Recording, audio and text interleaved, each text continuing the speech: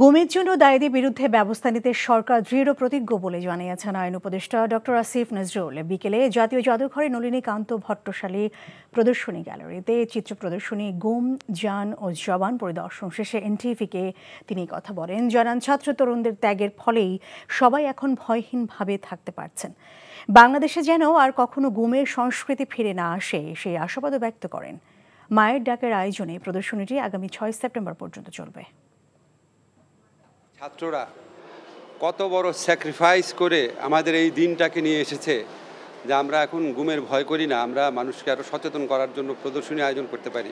বাংলাদেশে যেন কোনো দিন আর ভয়ের দিন ফেরত না আসে, আতঙ্কের দিন যেন ফেরত না আসে। এবং আমরা আমাদের সরকারের পক্ষ থেকে আমরা দৃঢ় প্রতিজ্ঞ, এসবের জন্য যারা দায়ী আছে আমরা সর্বাত্মকভাবে চেষ্টা করব তাদেরকে আইনের আওতায় আনার জন্য।